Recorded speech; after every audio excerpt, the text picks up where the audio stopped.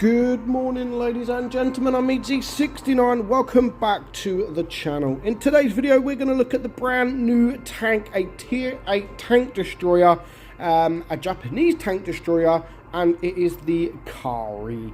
Now, the tank itself, I mean, it's not bad. It isn't bad. It's not the best, but it's okay. There are better tank destroyers out there in tier 8. And of course, it will most likely be around in crates. Of course, it definitely isn't worth the crates. So we're going to look at the stats and then we're going to get into some games. So the armor, 121 millimeters of armor isn't a lot of armor at all. And that's one thing I wish that they did change with the tank, is just give it that bit more armor, because it does need it, to be fair. It's not got a turret. It kind of plays like a Jagdtiger kind of tank. So yeah, I just think it needs a bit more frontal armor, and it hasn't got it. So yeah, good luck. The DPM, I think the DPM is okay as it is. We are running calibrated shells, so your DPM is a little bit less. 2,450. That is a 10.77 second reload.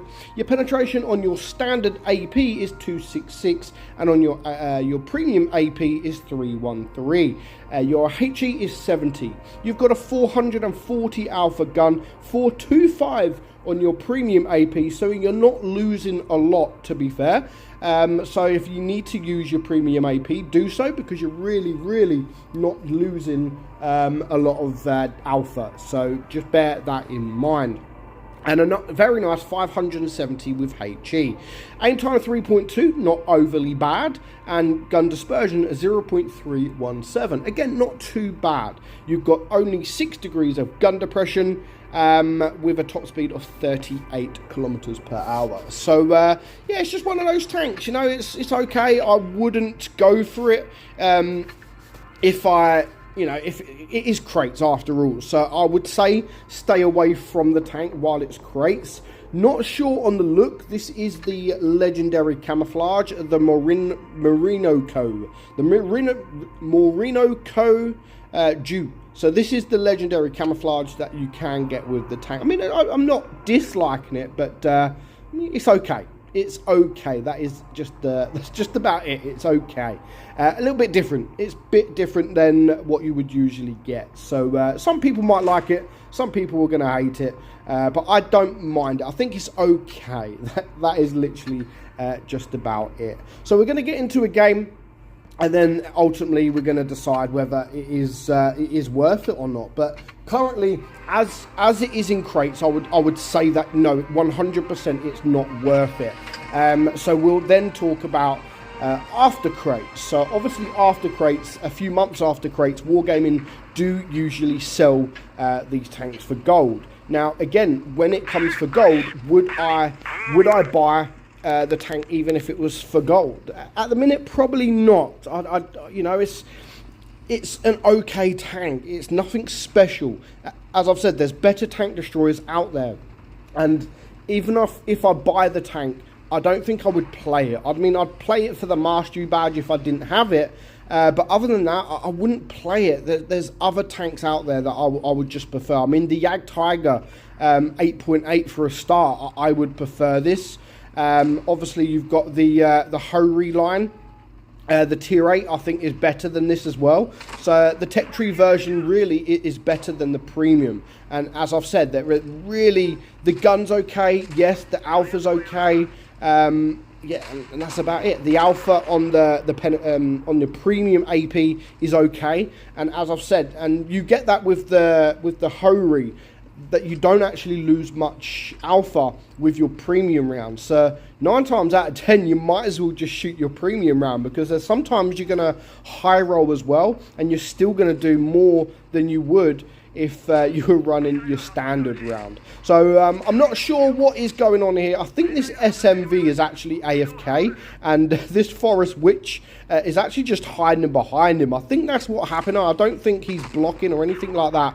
The Forest Witch has literally just seen he's AFK, so he's decided to hide behind that guy. Now I'm trying to ignore the SMV at the minute to go for the Forest Witch, because of course he's there. fair. Now, yeah, I got a few shots in on the SMV because it was an easy shot.